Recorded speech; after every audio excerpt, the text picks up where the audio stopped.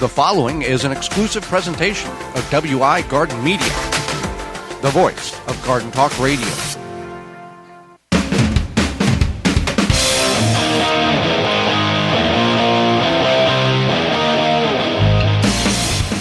Coming up on the program today, we're going to discuss should you buy or not buy at the garden center, as well as building your soil. Our guest is the godfather of tomatoes. Craig LeHoullier will be with us and will answer your garden questions. The hour's full, so join us. You are listening to the most informationally packed hour of garden-focused radio in the country and on the internet with your host, husband and wife team Joey and Holly Baird. This is the Gardening with Joey and Holly radio show. And welcome to another edition of the Gardening with Joey and Holly radio show. So happy that you want to be part of the program and take part in tuning in each week. I am your host, Joey Baird. Beside me is my wife, co-host, best friend, and gardening partner, Holly Baird. This program is for you, about you, to help your garden grow better, to maintain your landscape, grow healthier trees, make your grass look greener, as well as preserving what you grow. Whether you're tuning in and listening to us on one of the 20 AM and FM frequencies broadcasting our program here in 2025, Season 9, through a radio app, through our parent website, thewisconsinvegetablegardener.com, underneath the Season 9 tab at the top of the page, podcast replay or in-studio video replay. Thank you so much for being part of the program. If you want to be more interactive with the program than just listening to it, which we appreciate, you can send us an email to gardentalkradio@gmail.com. That's gardentalkradio@gmail.com. Or you can give us a call. Give us a call anytime, toll-free, coast-to-coast at 1-800-927-SHOW. That's 1-800-927-7469. Before we get in the program, Holly, it's time for this week's Joke of the Week. Did you know a friend perfected their garden flower beds? Did you want to know how? How did they do that? Through the process of trowel and error. There you go. Ba-dum-bum. This week's garden joke is brought to you by Rescue.com. American-made rescue products keep your family, home, and yard protected from pests, insects like wasps, hornets, yellow jackets, flies, ants, and more. Learn more at Rescue.com. That's RESCUE.com. So we are in prime time in some places, but for most of us, in a few weeks, we'll be having the opportunity to visit our local independent garden center. If you choose to go to the big box store, that is also acceptable. We encourage you to support the small businesses. But there's what to buy, what not to buy at the garden center.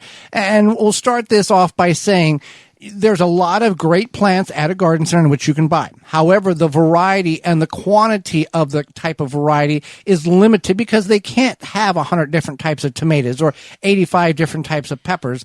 There, maybe 10 varieties, 8 varieties. That type of numbers is what they're going to have versus if you was to buy them from jungseed.com or Totally Tomatoes. There is a limited amount that you can buy. So, some very easy ones, what to buy when you go to your garden center. Yeah, so tomatoes, peppers, things like that. Those are definitely always a good choice at the garden center. Any sort of native flowers or grasses that are natural to your area. Onion starts, leeks, those are good.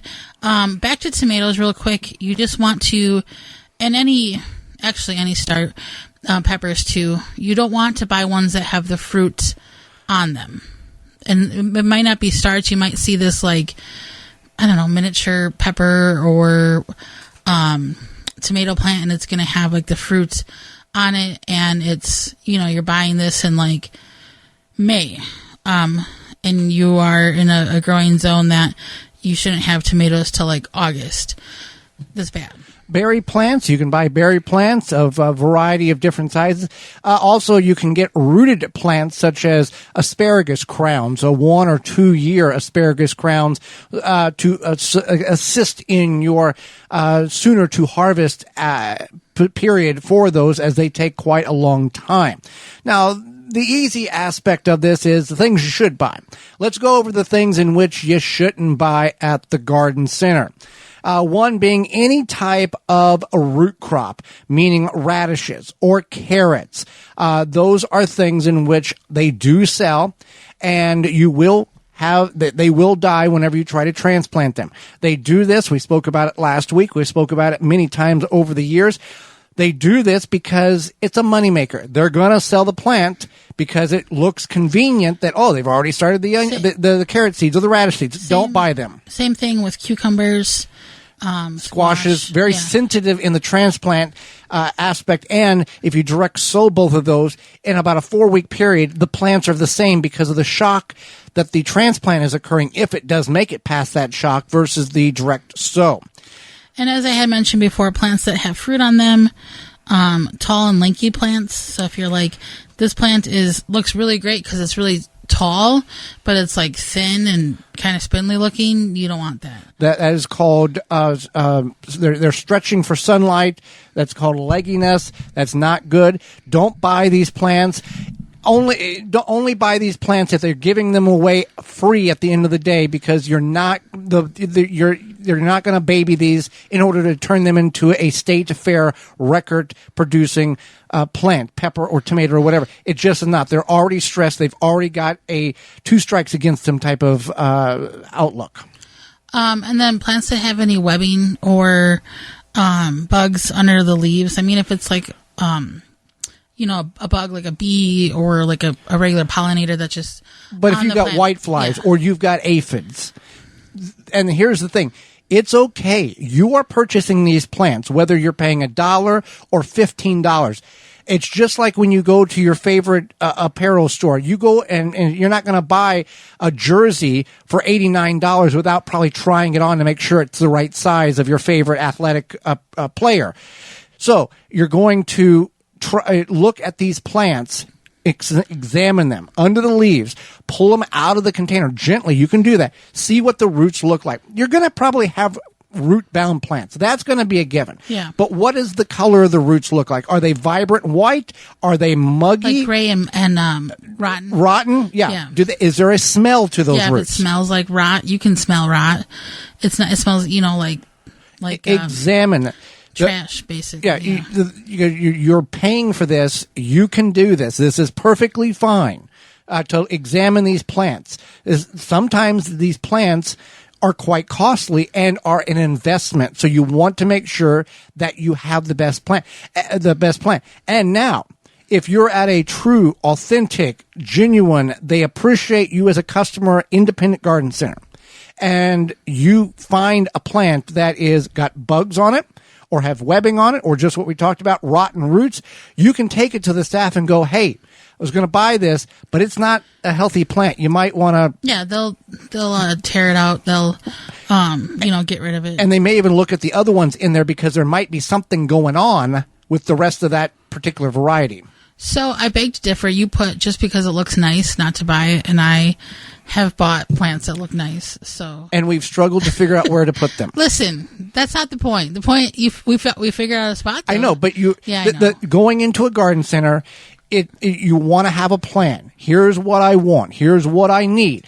Okay, I need 5 rosemary plants, 6 basil plants, 15 tomato plants. I mean, it does get costly. That's why we encourage you, if you can, to start your own. But some people want to do it this way, but you want to know that you have enough space. I guess for me, it's like, if you know that you have space and you are like, I was going to get XYZ and I probably have enough space and I do like this plant and I'm going to spend a little bit, take a chance and buy this plant because it's going to bring me some joy to try something new or have a new pretty plant.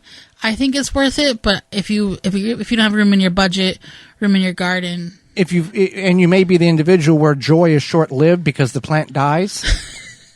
That's a chance I'm willing to take. Oh, okay. Yeah. Another thing you don't buy at the garden center: buy 3 and get 1 free.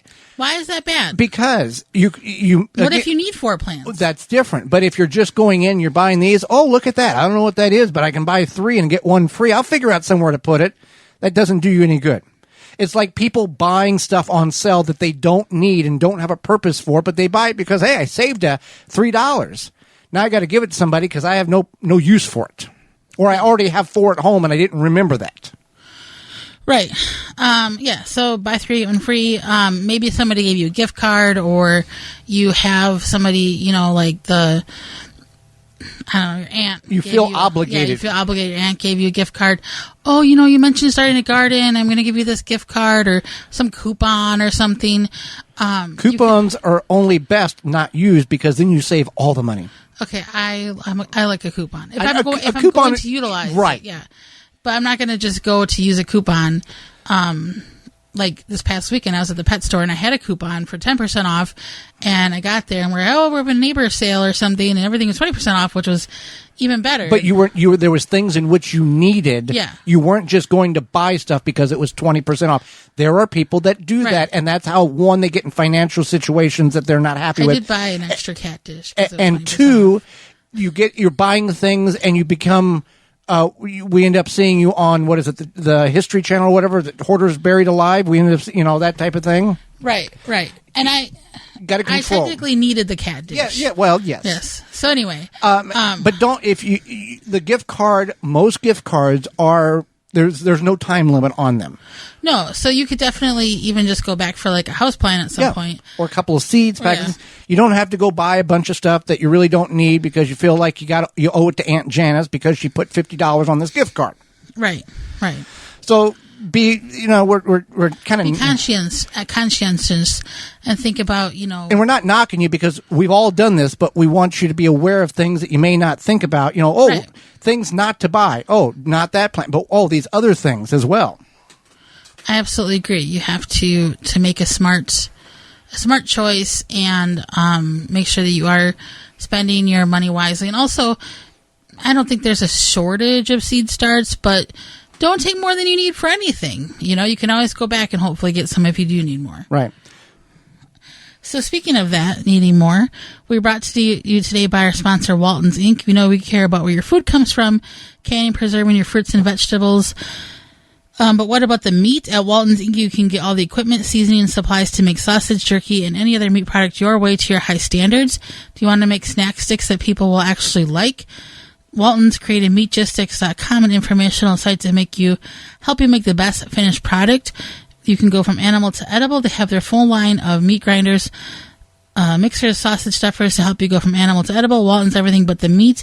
Use code GROW50, GROW50, save 10% off your orders of $50 or more, and that's at waltonsinc.com. Hang out with us. When we return, we'll be discussing building your soil, what you need to do in order to make it most viable for the plants in which you're going to grow this year. You're tuned in to the Gardening with Joey and Holly radio show.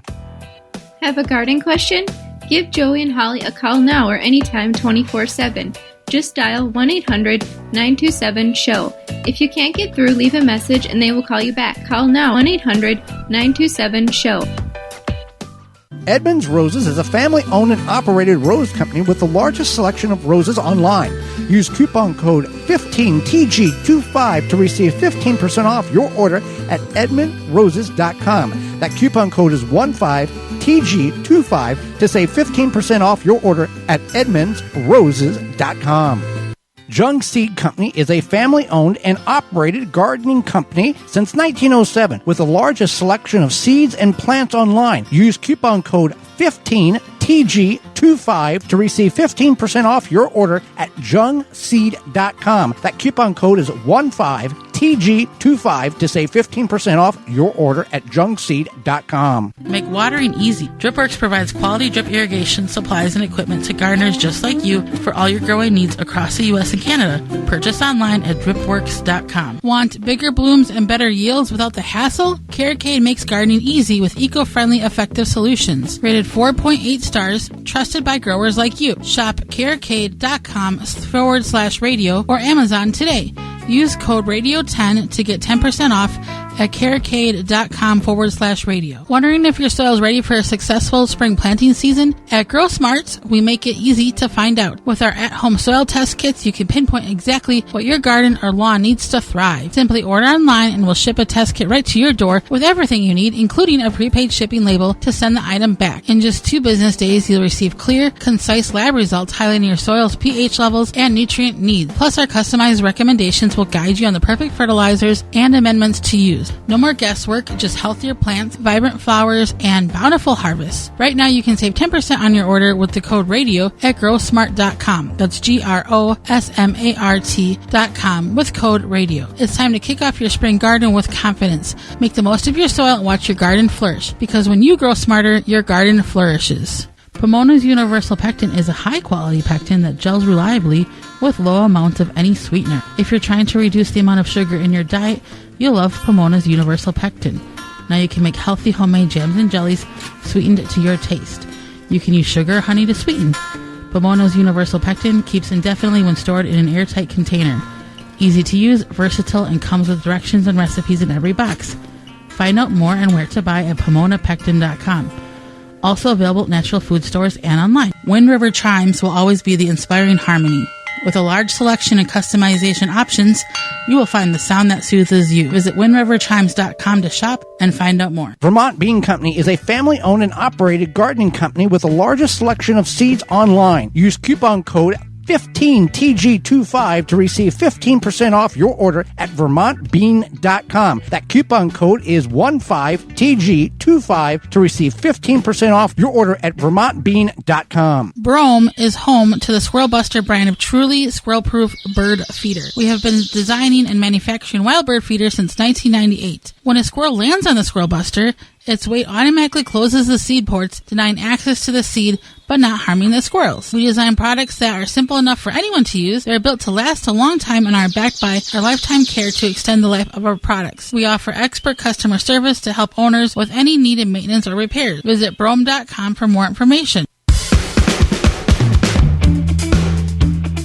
Welcome back to the Gardening with Joe and Holly radio show. Thank you for being part of the program today. Happy that you're with us, listening on the radio, podcast replay, in-studio video replay, however you're doing it. Happy to have you along. Well, Holly, one of the key to a good garden, a successful garden, is the soil. Soil is the lifeblood of the garden, and we're going to talk about how we can build our soil to get it the best that it can be. A lot of people, I don't want to say a lot of people, but maybe a lot of people don't always realize how vital it is to have good soil, healthy soil, nutrient-dense soil, etc., because it is the lifeblood of the garden, of the plants. A lot of people think you have to feed your soil, and then that feeds the plants, or you have to feed the plants. Feed the plant. That's feed the plant with with a liquid that we're not going to mention. But it's like plant crack. Yeah. It's a miracle something. Yeah. Because that is what they've been educated on through the marketing of that particular brand. And at one time, you were the same way. Yeah. Yes. So, yes. Not because of the marketing, because the background of farming. How you were raised. Right. And it's a common misconception. It's completely fair. However, through education and me gently poking Joey in the right direction, he has learned, and a lot of people have learned, the importance of having nutrient-dense soil. So we're going to talk about how to build your soil and kind of understand it in a way. So you want to use organic matter, not topsoil. You want to start by adding regular organic material, whether that is a compost in which you've purchased or compost in which you've made yourself. Now, we never can make enough compost ourselves, so we have to supplement that in some form. Whether that being buying bulk material, which typically your independent garden center will have bulk material available where they will deliver it for a fee, and you can get 1 to 8 yards. Now, that's a lot of compost. Yeah. Because 8 cubic yards. 8 cubic yards. Now, a cubic yard is think of a box, 3 foot by 3 foot by 3 foot by 3 foot by 3 foot. That's how much 1 yard is. That's a lot. That's a lot. But you can get them at a phenomenal deal compared to like that 1 cubic yard of soil. Maybe let's say it's $40. Okay. If you went to purchase it in the bag form, you're looking at like $200+. Yeah, if you just want a little bit, if not more. Yeah, if you just want a little bit, like if you just want a square cubic foot, or topping off some grow bags or containers on the porch. Fine. Yeah. But if you are filling some raised beds, a lot of containers, you're gonna have to mortgage the house. Right. So anyway, so you want to add organic matter. That could be your own compost. That could be leaves. That could be seed free and weed free, chemical free grass clippings. Weed free, seed free, weed free, because when we say chemical free, seed free grass clippings, if the grass has gone to seed, that's not going to be good because you're going to bring that into the garden, or you're going to, if your compost doesn't get hot enough, it will cause the seeds to be viable. This is in the hot composting method. There is a cold composting where you just pile it all up, let it break down, and your seeds are going to be, the weed seeds are going to be viable. Chemically wise, if you apply a weed and feed to your yard that has a 2,4-D, which is a broadleaf spray that kills all the broadleaves, that's why the grass looks pretty and you don't have the dandelions or the lamb's quarter or fill in the blank grass or weeds, that is potent enough that it will stay with the grass clipping through the compostable form into black soil and be distributed into your garden. And that 2,4-D is still active and will affect your tomatoes, your peppers, your eggplants, your green beans. And it can take many years of remitigation of that soil in order to purge it from your garden, which has been introduced from your yard. Right. So you want to be aware not to include those grass clippings or just avoid the weed and feed altogether, because fun thing here, bees need those flowers, which is dandelions, as the first food of the summer or of spring. And fine and dandy, if you want to take dandelions out of your yard, if you're going to do that, you need to talk to everybody in a 5-mile radius of your residence, because that's how far those seeds will fly. Yeah. So you better be nice to everybody and make sure they all get the dandelions if you don't want any in your yard. It's kind of like fighting an uphill battle. Anyway, they're pretty. So you want to, I think they're pretty. Yeah. I like them. So you want to also think about testing your soil to understand its needs. If you are not having success, that may warrant a soil test to get an idea of what's going on beneath the surface. From growsmart.com or Soil Savvy. All these can be found at our parent website, the WisconsinVegetableGardener.com, underneath the Money tab and Season 9 tab, with the soil. Holly, you can't, there's certain telltale signs that the plants will distribute or show you that, hey, something's not right. But you can't look at a pile of soil and go, that pH is 7.9 and it's got this. There's no way of knowing it.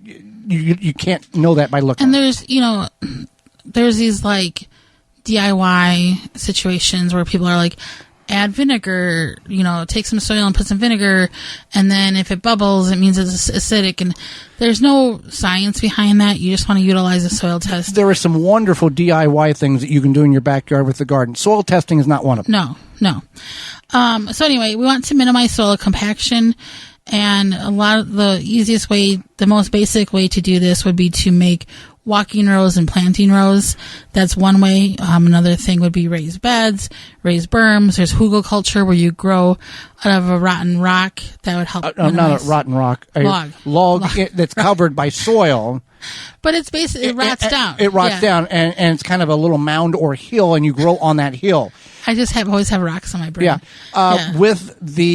Before we went to raised beds, we did the permanent grow area and designated walk area to minimize the soil compaction.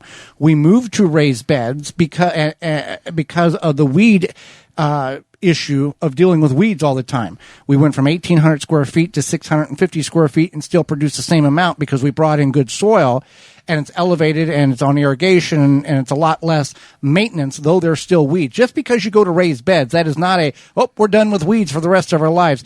That just minimizes the weeds. And if you stay on top of it and weed as the weeds come up, you don't have a pasture you have to weed out around your tomatoes or peppers. In some aspects, that can actually benefit the plants that you're growing, because it creates a shade and a living mulch on the soil. It does take nutrients away from the peppers, eggplants, tomatoes, green beans, but it shades the soil where it's not getting baked on the 100-degree days. It kind of, in a weird way, works. Right. So if you're lazy, it kind of maybe will work in a strange way. You want to mulch to protect. That's not called lazy. That's called working smarter, not harder. Okay. Yeah. Some people want a pristine magazine cover PBS style looking garden. And if you have the time and you choose to do that, that's great, wonderful. We will be the first to say that when you go to our website and look at the videos, ours is not that then. We are just everyday backyard gardeners. Yeah, and a lot of people, have jobs or other commitments and don't have time to weed every square inch. But if you love to weed, please send us an email at twvgshow, gardentalkradio@gmail.com. That's our other email, and we'll talk. Mulching can suppress the weeds. We encourage a organic mulch, such as leaves, shredded grass clippings, again, chemical-free, seed-free. Synthetic mulches are not good because they don't break down. Synthetic mulches may be more presentable in a flower bed or side of a house, a rose bed, rather than an edible garden, or around ornamentals or perennials like asparagus or raspberries or blackberries, something like that, in which it's going to be there for a long time. The problem with that is when you for those, you're not digging the soil, you're just removing the fruit or the vegetable that's above the ground. So you can do that. Wood chips are great for a walk path. You can get those from getchipdrop.com and have free chip drop, free wood chips delivered right to your driveway. Free service there. Avoid synthetic fertilizers. We've talked about that because it's not helping the soil. No. You're wanting to feed the soil, which feeds the plants. Mm-hmm. There are organic fertilizers that do just that.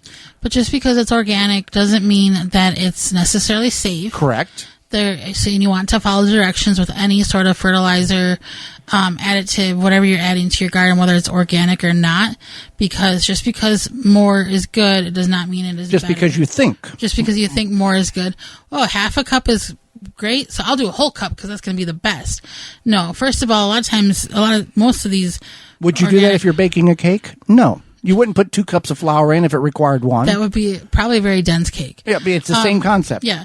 So, anyway, there's a reason why there are directions on these packages, the product, because you don't want to overuse the product and cause possibly damage to your soil, to your plants, to your ecosystem.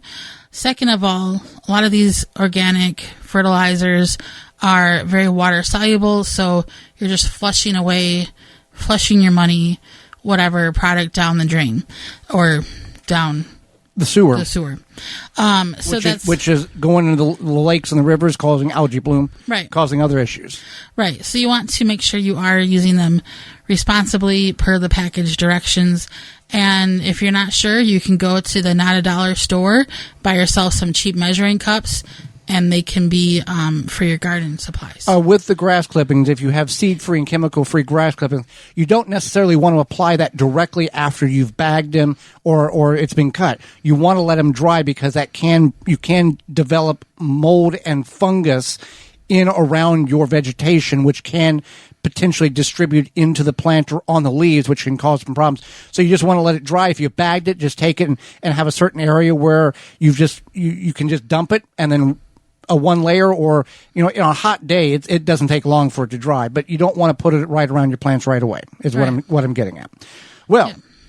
Soon it will be warming up, Holly, and we want to make sure you can enjoy your yard without sharing it with those beetles and grubs. Yeah, with spring just around the corner, it's time to start thinking about controlling beetles and grubs in the yard. There's, people are talking about the Japanese beetles, and they are waiting. Grub Gone can be applied to turf or garden around ornamentals to control those grubs and lessen the impact of the beetles have on your yard this summer. Easy to use. Use a commercial spreader or irrigate it right into the soil. It is specifically designed to target grubs and beetle invaders without harming beneficial insects like bees, butterflies, and ladybugs. And to be honest, it's the only non-chemical that works. Find out more at phyllombioproducts.com. That's PHYLLOM bioproducts.com. Or grubgone.com. Hang out with us. The godfather of tomatoes, Craig LeHoullier, will be with us. You're tuned in to the Gardening with Joey and Holly radio show. Got a question for Joey and Holly? Send it via email anytime to gardentalkradio@gmail.com.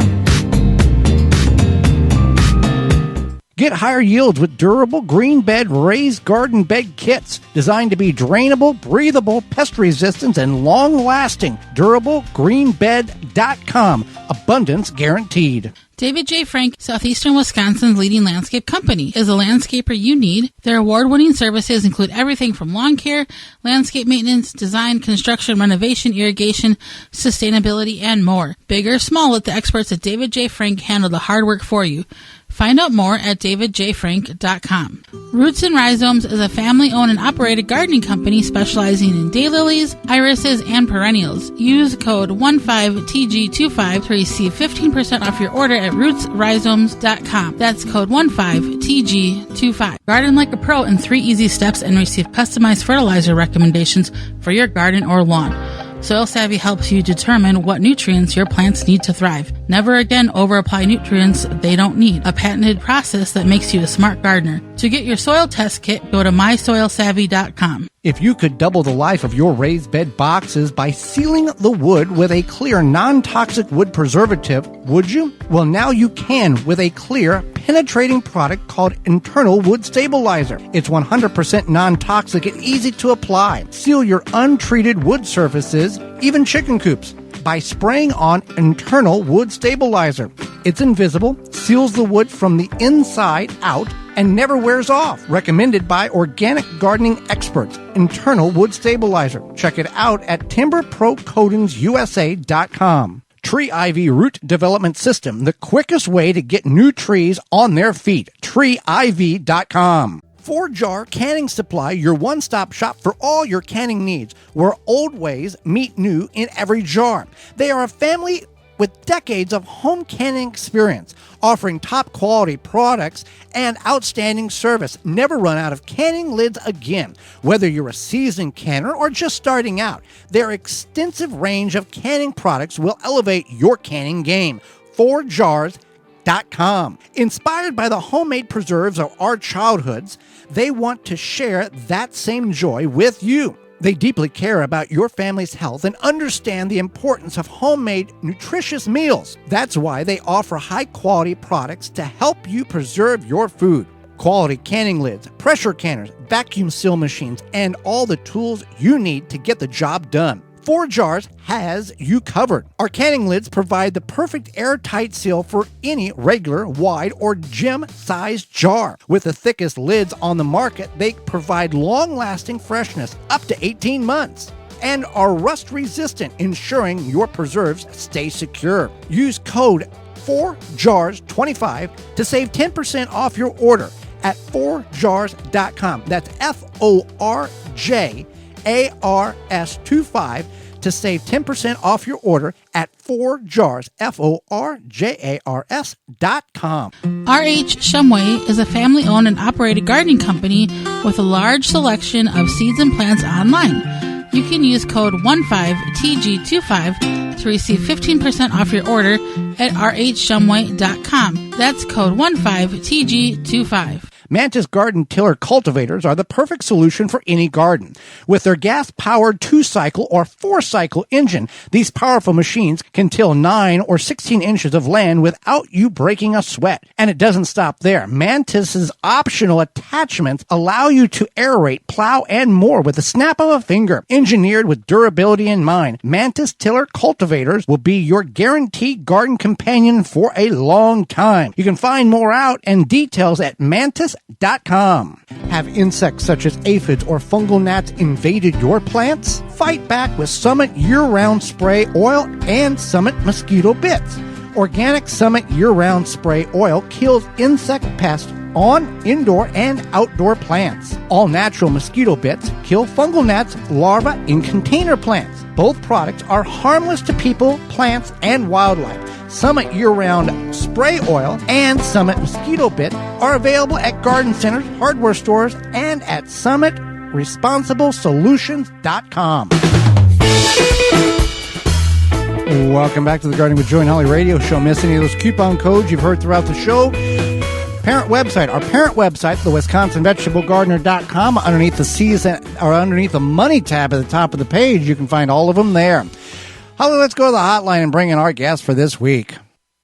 Craig LeHoullier is a tomato nut with a website, blog, newsletter on occasion, and a huge tomato and pepper and eggplant collection. He is also an author, gardener, educator, and he is also known to many as the North Carolina Tomato Man. Welcome to the program, Craig. Thank you so much, Joey and Holly. It's a pleasure to be here. Well, we thank you so much for taking time and the information you're about to share with us. Now, some people may call you the godfather of tomatoes, but how did this lifelong passion begin? Was it something that you discovered early, or was there an aha moment in your life that you went, this is my path, this is where I need to go? Yeah, well, if lifelong can start at around 3 or 4 years old, it began with the trips that my grandfather and I took through his garden when I was very young, and he showed me his dahlias and his sweet peas and his tomato plants and the strawberries, and I was really lucky. I also had a dad that would, even at 2 years old, take me to local parks and, point at the flowers and teach me the names. The only reason I remember this is I've got pictures of all this, and it became my personal reality really in 1981 when my wife and I got married in 1980, and we had our first garden, and the rest is history. I've gardened ever since. Great. Now, can you tell us more about how you get to name the Cherokee Purple Tomato? Yeah, well, how about being one of the luckiest guys in the world? I had joined the Seed Savers Exchange in 1986, and people started to figure out there's this guy in Pennsylvania who collects tomato varieties. So a fellow named John D. Green, who lived in Sevierville, Tennessee, wrote me a letter, and in it he included a small sample of seeds, probably no more than 20, and the letter essentially said, this is an unnamed tomato, it's purple, and it was shared with me by someone whose grandfather received it from the Cherokee Indians 100 years ago. So that puts it somewhere in the 1880s, 1890s. I grew it, fell in love with it. The flavor was wonderful. The color was unique. When I grew that in 1990, tomatoes of that color were really not known at all. So I gave it the name Cherokee Purple, sent it to my friend Jeff McCormick, who ran a seed company, Southern Exposure Seed Exchange. He gave me a call the next year, said he loved the flavor, loved the story, but it's the color of a bruise that when you bang your thigh at the edge of a table. And he told me, he said, this tomato is never going to catch on. Americans love their tomatoes red. They will not accept a weird-looking tomato like this. And here we are in 2025, and I really can go to any farmer's market in the country and probably see that tomato sold. So, like I said, would I have been asked to write epic tomatoes without having received Cherokee Purple and become known in the tomato world? Maybe, maybe not, but I owe a lot to that tomato, and it's still one of my top 3 tomatoes that I just have grown every year since receiving that seed. Well, and you say the society wouldn't accept something other than a red tomato. Now, if you survey 100 backyard gardeners, I think most of them wouldn't want to grow a red tomato. They want to grow a yellow or a peach or a green or a purple or whatever color. They don't want red. No, we sold seedlings in Raleigh for 20 years, and it started off, what have you got for red? And I would always give them a pink or a yellow or a white or a green. And within a few years, well, they want the Easter egg collection. They want every color in their garden. So you just have to ease people along a little bit and encourage them. And then they realize this is fun stuff to grow a tomato that is just something out of the ordinary. I just love it. I love the Cherokee Purple tomato, and I just think it's so cool. So and it's so different in flavor compared to a mortgage lifter or a black crim. It's just this distinct pop in your mouth flavor. Yeah. And, you raised a really interesting point. I did a blind tomato tasting with Joe Lample a few years ago, and it proved something that I always kind of knew. We eat with our eyes. And if you don't take the color of what you're eating into account, your perceptions of flavor will be very, very different. And each tomato has its own personality and own particular flavor. So it's made this an endlessly interesting, infinite hobby for me. I just turned 69. I hope to be gardening when I'm 100. So that gives me another 31 years of growing 100 tomatoes a year. I love it. So your book is Epic Tomatoes. Please tell us about it. Maybe something unique or different in it, something to catch the eye of our listeners. Tell us more. Sure.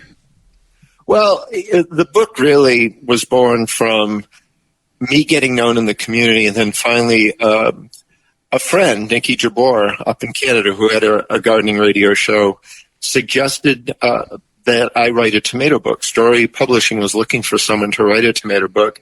But really, my wife had been, shall I use the word nagging? Let's say bugging, pestering, for years, saying, you need to get this down. Positively encouraging. She really did, and she's doing the same thing right now with the third book that's sitting in my head that I haven't gotten to yet. So really, signed the contract in 2012, and took me a few years to write it. And, it was really fun. A few unique things about it. There are lots of images of old seed catalogs, and that's a real passion of mine, is genealogy and the history of these. Every tomato in it is from my garden. And in the back are a few really special parts. There's images of letters that many, many gardeners sent me through the years with their special family heirlooms. And something I think is really unique, the results of a 3-year contest I held comparing heirlooms and hybrids to convince myself that I didn't have to grow flavorless hybrids. I could focus on the beautifully colored, wonderfully flavored heirlooms and really suffer nothing at all for yield. And so it's got a lot of me in it. And many of the individual things I put in the book I thought about while my wife and I were walking our dogs at night. And it's, what if I do this? What if I do that? So Story was a wonderful publisher. And I had a wonderful editor, Carlene, who listened to me and took some of my suggestions to make the book unique.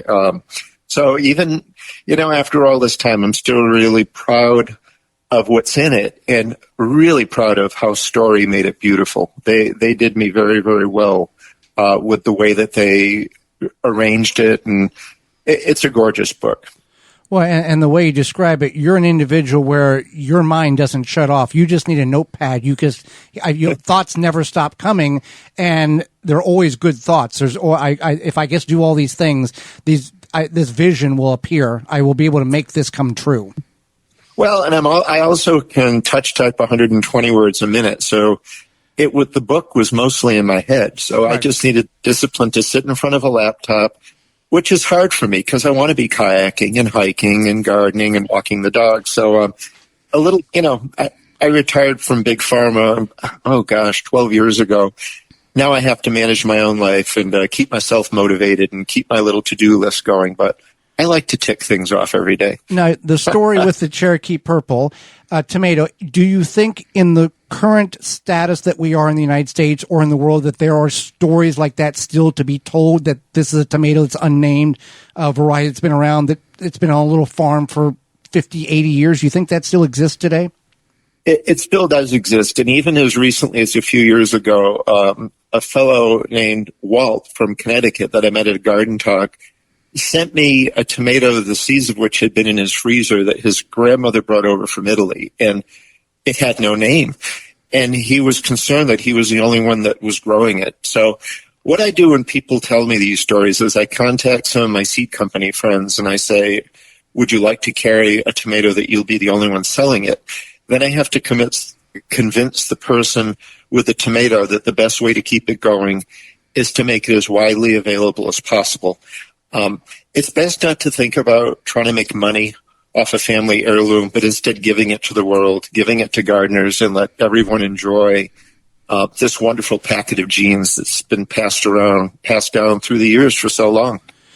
Now, you grow in straw bales. Is there a process that's involved there? Tell us more about how you got into straw bale gardening. Where did that get discovered? Well, it came to be in terms of the book I wrote about it because Story asked me, would you like to write a book on straw bales gardening? And I said, well, sure, but I need to convince myself it's a viable technique first. So it took a few years. It turns out when we were living in Raleigh, a sheriff in town was very, very good at growing gardening in straw bales. So he shared a lot of information with me. I went and saw what he did. I grew to love it. And in fact, here in Hendersonville, North Carolina, where I live, I'm at about 80% straw bales, 20% containers. and it's on our backyard, which is our septic field. So if I couldn't grow in straw bales and containers, I'd have no garden. The process is turning your straw bale essentially into a compost bin, causing the center of it to start breaking down by treating it with heavy nitrogen alternating days, followed by a balanced food like a 10-10-10. 2 weeks from the day you purchase it, you can plant in it. And I don't only do tomatoes. I do peppers, eggplant, beans, melons, squash, cucumbers, and the yields are incredible, and you're starting with a disease-free environment. So anybody who's a little adventurous and it just clicks with them, they may soon find it's their favorite way to garden. I know people definitely love it, so it's always nice to hear about it. Yeah. So what is your, you would say is your go-to never fail tomato? Yeah. That you're like, if somebody's like, I'm new to tomato gardening, Craig, what would you recommend? I'm going to do a 1A and a 1B, and 1A is Sun Gold hybrid cherry tomato. It's the only hybrid that I allow into my garden these days. Once people eat it, they can't go back, and they grow it year after year. 1B would be Cherokee Purple. So there's your little cherry tomato for snacking in the garden and putting in your salads, and there's your big slicing tomato for putting in your grilled cheese or your burgers and astounding your neighbors and friends. So I really have to. I apologize for being difficult, but I hope you understand. It's okay. That makes sense. Now, Totally if you ask 100 gardeners, you're going to get 200 answers on this question, but what is your best go-to growing tomato tip? Oh my gosh, it's actually pretty easy. Learn to love the journey even more than the destination, because anybody who's gardened a while knows that there are no real guarantees. We're at the mercy of changing weather conditions each season and diseases and bugs. So spend time with the plants. Make that one of the best parts of your day. Every day is getting out there, looking at what they're doing, seeing what they're needing. And if you do that, there's a really good chance at the end of the season, you'll be rewarded with a bounty of delicious tomatoes to share with everyone. To me, gardening is a hobby, but it's also a life that you're just out there. The birds are singing, the weather is beautiful, and time just passes so fast. So as you can tell, I've been gardening 40 years, and I love it not one iota less than the first shovelful of dirt that I dug all that time ago. Absolutely love that. We've really enjoyed having you on the program, Craig. How can people find out more about you, your books, your website, etc.? Sure. Yeah. Sure. So the website is CraigLeHoullier.com, CraigLeHoullier.com, and I have a blog that I'm keeping all about our dwarf tomato breeding project is there, about my books, where I'm going to be speaking. And maybe the most interesting way to find me now is Instagram, at NC Tomato Man. And I'm just about to start going live in my garden weekly right through the growing season. 45 minutes, show and tell, the good, the bad, and the ugly. Here are my diseased plants. Here's what the deer ate.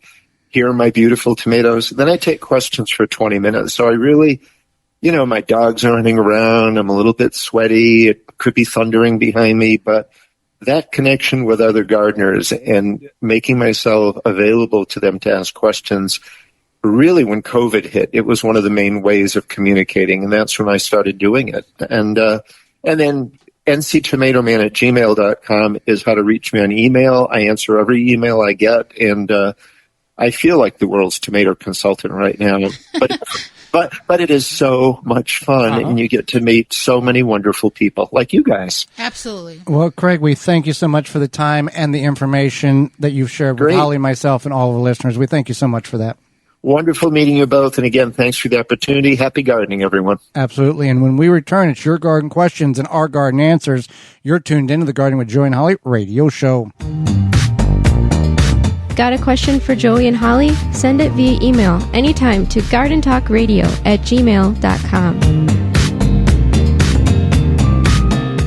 As Azure Standard is America's premier family-owned online store for organic foods and healthy products for your home and garden. They deliver directly to families and commercial customers through over 3,500 drop points across all 50 states. Azure Standard strives to make grocery shopping easy, bringing all your needs to one convenient pickup location. As a trusted national health food distributor, Azure Standard offers bulk and specialty health foods to communities nationwide. With over 12,000 products, each one is approved and carefully sampled to ensure the highest quality. Azure Standard holds firm to non-GMO, organic, and natural standards. From food and beauty products to household items, nutritional supplements, animal care, hobby supplies, and even garden essentials, Azure Standard truly has everything for your daily living. Visit AzureStandard.com. That's AZURE Standard.com. Use promo code Joey and Holly 15 at checkout to get 15% off for new customers who open an account for the first time and place a minimum order of $100 or more, shipped to a drop location of your choice. That's code Joey and Holly 15 at AzureStandard.com. Azure Standard is AZURE Standard.com. Hey listeners, we're excited to introduce to you Sun Warrior. They are well known for protein powders and supplements, and that they are 100% clean, plant-based, non-GMO, soy-free, gluten-free, dairy-free, and without filler. Since you are into gardening and things that come from the earth, we thought you would appreciate that they offer high-quality, plant-based ingredients that come from our Mother Earth and that your body is craving. They've made a special code for you for 25% off your order. At checkout, enter Joey Holly 25 and save 25% on your order at sunwarrior.com. That coupon code JOEYHOLLY 25 to save 25% off your order at sunwarrior.com. Chip Drop is a website you can sign up for free wood chip mulch delivery right to your door for free. Chip Drop connects homeowners and gardeners with tree services who are trying to get rid of their wood chips. You can also sign up to get free logs and firewood. Go to chipdrop.com to learn more and sign up for a free account. My garden hasn't looked this good in a decade. That's what gardeners are saying about Carricade. No extra fertilizers, no harsh sprays, just thriving plants and massive blooms. Rated 4.8 stars. Shop Carricade.com/radio or Amazon today. Use code radio10 to get 10% off at Carricade.com/radio. Goodbye, biting bugs and plant invaders. No More Bugs by Naturally Green Products is your answer. No More Bugs is DEET-free and not sticky on your skin. USDA certified, No More Bugs has been a favorite by consumers across the country for over 14 years. More than a repellent, it is safe for you, your plants, pets, and home. Available online at nomorebugs.net, Amazon, Walmart.com, and the Home Shopping Network. Totally Tomato is a family-owned and operated gardening company with the largest selection of tomatoes online. Use code 15TG25 to receive 15% off your order at totallytomato.com. That's code 15TG25. Welcome back to the Gardening with Joey and Holly radio show. Thank you for being part of the program today. Happy that you are with us. It's time for your garden questions and our garden answers. You got a question? Send it on over. GardenTalkRadio@gmail.com. That's GardenTalkRadio@gmail.com. Or you can give us a call toll-free, coast to coast, anytime until 1-800-927-SHOW. That's 1-800-927-7469. If we can't get to you on the program, leave a message and we will call you back with the answer to your question. Let's see here. What are the best vegetables to grow in partial shade? So there's a saying, if you grow it for the fruit or root, you need to have full sun. Anything else you can grow in partial shade. So you can grow greens, like spinach, lettuce, etc. You can grow, I'm blanking here, Joey. You can grow radishes, spinaches, that type of thing. The lettuces, bok choy, any sort of cabbage, broccoli. I think broccoli needs full sun, though. Lettuce, spinach, kale, Swiss chard, beets, carrots, radishes, collard greens, mustard greens, greens. Peas, kohlrabi, arugula. You can grow green beans and tomatoes in partial shade. Partial shade meaning about minimum of 6 hours, 5 to 6 hours If you're going to grow tomatoes, you want to go cherry tomatoes because it takes less energy to fulfill the requirements for that fruit. Green beans are going to be smaller. Anything you grow in shade, partial shade, minimum 6 hours, is going to be smaller in stature than if it was in full sun. It's not that these plants love partial shade. They're partial shade tolerant. So keep that in mind. There's a number of vegetables in which you can grow that will do relatively well in partial shade. You just need to be aware, one, will it work in your area? And what's the best situation that you can do? Because here's the other thing. You may think, oh, I'm in full sun now, but you forgot to look up, and that tree now will be fully leaved in about 2 months, and you're going to have morning sun, evening sun, and afternoon shade. Oregano, parsley, a lot of the herbs in which you can grow in partial shade is very easy. Like you said, if you're going for the leaves, it can do very well. Multiple great charts online and listings in which you can sort through for your selection of vegetables that you can grow.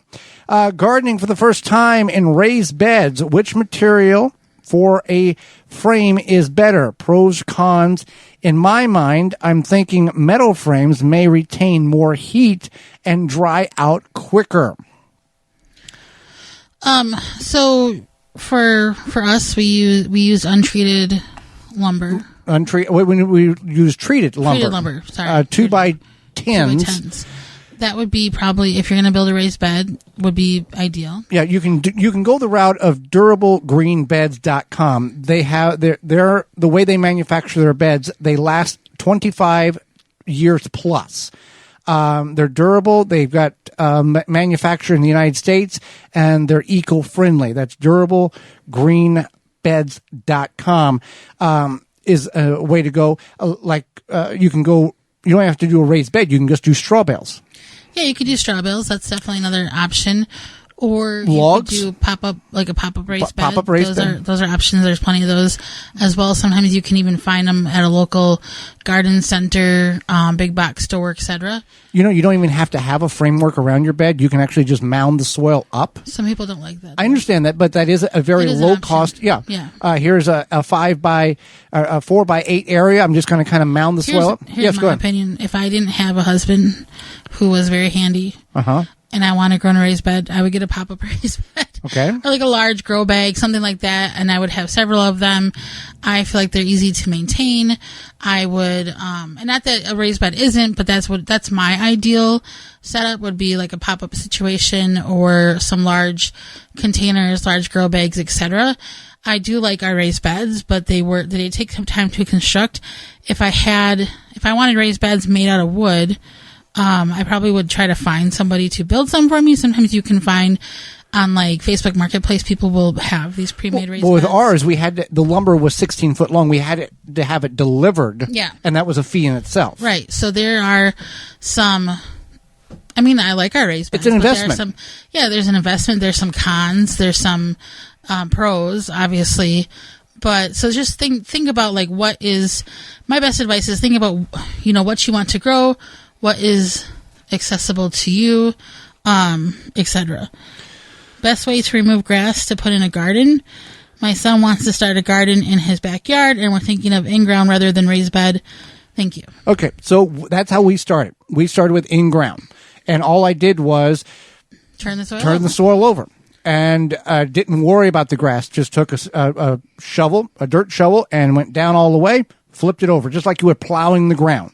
So you don't have to necessarily remove. Now, there will be weeds, and by disturbing the soil, by flipping that soil over, you're going to expose those dormant seeds that can lay dormant for up to 80 years in some varieties. But that is kind of the payment for being a low cost. You're going to have to deal with weeds pretty regularly by flipping the soil over. Other people will take and remove that upper layer, that 2 or 3 inches of sod, and throw that in a pile and let that compost. But then the bad part about it, then you've got a lower spot in the garden or in the area that's 1 or 2 inches down because you've removed the sod. So just flip the soil over Absolutely. If you did a soil test and everything looks good, make your permanent grow area and your designated walk paths and have at it, low cost, and away you go. You're going to have weeds, part of the deal. Use mulch, and that'll be fine. So you can do that. Weed barrier, we tried that. It doesn't work as well as you may think. So should I mulch on top of my drip lines or underneath? You want to mulch on top. You would want to put your drip lines down, and then you put the mulch over the top. That's just what works best. That's what works best, but check with the manufacturer. Sometimes the manufacturer has different requirements in order for the operation of that irrigation system to work properly, to mulch on top or laid on top or put the mulch underneath it or on top. So looking for a cheaper way to make raised beds. The cost to start with purchasing metal raised beds are so expensive. Any idea would be appreciated. Do you use treated lumber? We spoke about that earlier. We use treated lumber. Now, we've taken an old wooden door and cut it in 8-inch widths and created a raised bed with that. Now, it lasted 2 seasons. It was an old wood door that was in the attic. If you have... There's no wrong answer to this. We also have used drawers. Yeah. We've used a lot of different things. We used some hard shell Gulf cover thing. It's a travel bag it's a hard shell travel bag for your golf clubs. Yeah. You can get really creative here. So, especially if you're new to gardening and you want to start small and you find like an old dresser on the side of the road and you want to utilize that for a raised bed, go for it. Make sure it is solid wood and not the compressed composite. The composite. Because the composite, you look at it wrong and it explodes because of the moisture that it absorbs in it. What is your rabbit prevention methods? We use a fence for a long time. We use a little 2-foot tall chicken wire fence. Poultry fencing is also another name of the industry. Yeah, that's probably the best way. Now we have the raised beds, but we do put the fencing around it because the rabbits do jump up that 8 to 10 or that 10 inches and decide to sit in the raised bed and devour the plants. So we will get the bed prepped, we will get the bed planted, and then we will put one post in each corner and one post in the center on each side, and then wrap that chicken wire or poultry wire around it and make sure that it is fixed to where they can't get up underneath it, and that works really well. I'm so used to having that fence there, I didn't even think about it, and it is around our raised beds. That's the best method for us. I know it's an investment. It can kind of be a pain to set up, but it's our most successful way. It is amazing how quickly vegetables grow and produce when they're not getting ate down every evening by the rabbits. I'm gonna say that you're gonna find all these answers like using hair, using marigolds. Rabbits eat the marigolds. There's spook them away, whatever, chase them down, get a farmer to come and shake something at them, whatever. But for us, it was using the physical barrier, and this seems to be a common thing for many pests in the garden. Many animals in the garden is using a physical barrier of some sort, and it works, and I would just continue to recommend it. I'll keep it clean, but a rabbit that's not breathing won't come back, is what some people may believe, but other people may live in an area that you can't dispatch rabbits. Do it at night. Yeah. Tune in next week. We're out of time. We appreciate your attentiveness and tuning in this week. Tune in next week to the program where we'll be discussing that it's not totally true. Garden misconceptions that are kind of right, but have taken a whole new life with misinformation, as well as lettuces. Now, we have done for 9 years, going 8+ years, 565 segments of topics, and we've never covered lettuces. We're going to cover that next week. The world of lettuces, leaf and head lettuce, the whole deal, as well as master gardener and master food preserver Linda Zidarich will be with us, and will answer your garden questions. So until next week, for Holly Baird, I'm Joey Baird, and we will see you in the garden.